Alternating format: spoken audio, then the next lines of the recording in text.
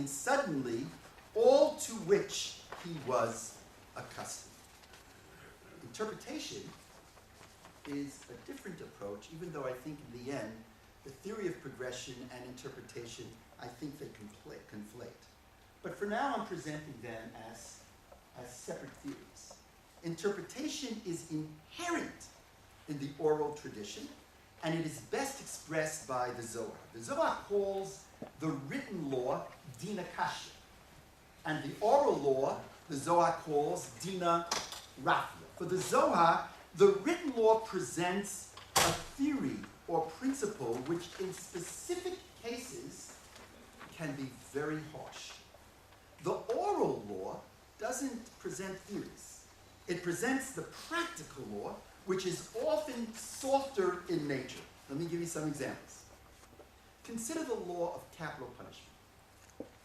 The Torah declares in countless cases, I think it's 36 or 37 cases, I'm not sure of the number, I've got to Google it, but in many, many cases, the Torah declares for an offense that the penalty is death. So the Torah says things like, Mikalel aviv v'imo, if someone curses a father and mother. Makei aviv v'imo, if someone hits a father and mother. Penalty, mot, yumat, the penalty is death. Yet, the Talmud offers opinions that a court which kills once in 70 years is a killer court. And Rabbi Akiva and Rabbi Tarfon in the 10th mission of the first parak of Makot, they declare, Ilu hayinu b'Sanhedrin lo neherag adam le'olam. Of course, there are those who dispute with that. But their position is, we would put no. And when you read Talmudic law, it becomes clear that it's almost impossible for there to be capital punishment. You need two witnesses. You need two witnesses to offer a warning. You need two witnesses to offer the specific kind of death penalty if one transgresses. And you need two witnesses to actually be there. Circumstantial evidence is not enough. If A is running into B, A is running after B into a cave, and there's one door for egress and regress, and A is running after B with a knife, and two witnesses are running after them, and B runs into the cave and A follows B. And the witnesses come a few seconds later, and they come into the cave, and A is standing over B with a knife in his hand. And the knife is dripping with blood, and B is dead. Not enough to do that. Not enough for capital punishment. That's interpretive law. Now, how can one reconcile the apparent harshness of the Torah law that over and over says mot yumat on capital punishment with the oral tradition? And here's what I'd like to suggest. Torah law represents a teaching that if one hits or curses a parent, it is so horrific, one is deserving of death. But we are not parents. We are not written law Jews alone. We are written law Jews based on the interpretation of the oral law, based on the interpretation of the rabbis. And in practice, capital punishment was virtually non-existent. Rabbi Yosef Kanevsky, who really is one of the most articulate spokespersons of modern Orthodoxy, who served here at the Bayit and now is one of the great rabbis in America serving at Congregation B'nai David in Los Angeles, summarizes this approach to Mesorah and Halacha. And this is what he says if you'll turn the page, second paragraph. These are his words. It is unmistakable that our received tradition instructs us to continuously reflect upon our long-standing practices. Every word here counts. For the fact that a given practice is long-standing can point either to the conclusion that it is worthy and good, or to the conclusion that it is overdue for a reassessment, as it represents a premature plateauing in our constant ascent toward God's ideal. That sounds like the Maimonidean progression concept. And so I would add, or it begs for reanalysis, reinterpretation, the interpretive view. To change is not to breach the Masorah. If anything, the opposite is true. We have received tradition regarding the means and the methods of change as well. The process is characterized by cautiousness and consensus building, care and community. But we need to be wary of those who brandish the term Masorah as a weapon against any change that doesn't suit their political tastes. They are abusing the term and leading us backwards. What distinguishes modern Orthodoxy is that its mission to bring ethical monotheism into the world through the Masorah halachic is what distinguishes modern Orthodoxy is that its mission is to bring ethical monotheism into the world through the Masorah halachic dialectic of rootedness and change. And that's how we're different. On the one hand, modern Orthodoxy is more rooted than denominations on the left. And we're going to talk a little bit about pluralism in our next session. And so here I present this with great respect as an unapologetic pluralist who believes in dialogue with conservative and reform colleagues, as well as in dialogue with those on the Orthodox right. That doesn't mean we can't disagree. So I'm just putting forth the areas of differences. We're more rooted than the denominations on the left. I'll tell you how. Unlike the conservative movement, Orthodoxy, modern Orthodoxy, is based on heteronomous law.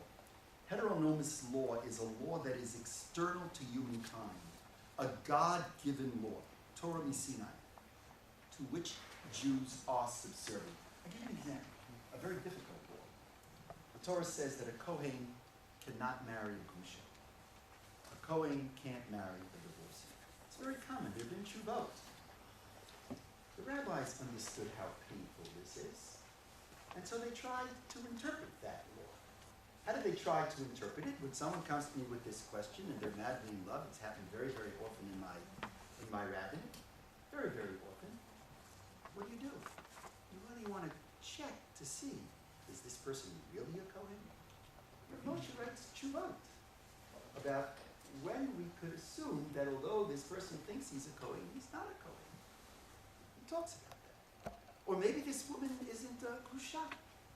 Rabbi Moshe Feinstein actually has a tshuva in which he argues, and I don't think this was meant as anti-conservative or reform as much as it was meant to deal with issues like the one I'm talking to you about, that a marriage that is performed unhalachically is not a marriage, and therefore the woman may not be divorced. But in the end, it's just recently occurred. After I did somersaults to find some solution, I couldn't find it. Heteronomous law says, you know what? You can't find it. Notwithstanding my ethical sensibilities, I submit. That's heteronomous law. In stark contrast, I think, with the conservative movement. And I would add the following. This is a bit complicated, so let me try to explain it. In the same breath, or in addition, modern Orthodoxy believes that halakha is what can be called cumulative. That means if somebody comes to me with a question, and I have been asked to be the decisor on this particular question, what I do as a rabbi is I look at the full history of Jewish legal precedent. I'm looking into the text. I start from the Bible, I look at the oral tradition, and I look at what was binding law. I can look even as to what may have been a dat yachid, perhaps it was binding, and from that I build, and I come to a conclusion. In contrast, I believe, the implicit argument of the conservative movement is that precedent, again, for the modern Orthodox, for the Orthodox, for all Orthodox, precedent really has to do with looking looking to see in the full legal history what was binding, and it emerges from them. But the implicit argument of the conservative movement is that precedent provide illustrations of possible positions rather than binding law. Are you with me? In other words, if there was a dayah in the Gemara that never really took hold, but if there is such a dayah, that would be enough to lean on. Conservatism, therefore, remains free to select whichever position within the prior legal history that appeals to it. I try to put my hands on the conservative tshuva of driving to shul on Shabbat. Lord knows how many people I say good Shabbos to as I'm walking to shul on Shabbat, wave to me from the windows of their car. I make no judgments, and one of my central beings is Avat Yisrael, is love of all Jews. But we all know what the halacha says. The halacha says you're not supposed to drive to shul. You know, the joke around used to be years ago, what's the difference between a conservative and an Orthodox shul? What's the difference? 2 blocks. 2 blocks. But the bottom line is, we know that it's prohibited. So I try to get my hands on the tshuva, in which they found it was permissible. And I couldn't read it in recent days, but my memory is that when I read it, it was light. Now, of course, the conservative movement is complex. It has its textures. It has those who are very traditional and to the right, the Rabbi Ross, and it has a whole other group that is I think, very, very much, I think predominantly the conservative movement is in sync with this approach to halacha. And in the same breath, modern orthodoxy also is to be distinguished from the Orthodox Right in that it is much more open than the Orthodox Right. It is open to the values of modernity, seeing within it teachings that can contribute mightily to the Torah ideal. It's open to modernity. We'll talk about this next time. It sees Kedusha, it sees holiness, potential holiness in modernity. In the spirit of Rav Kook, who's purported to have said there is no such thing as the unholy. There's only the holy and the not yet holy.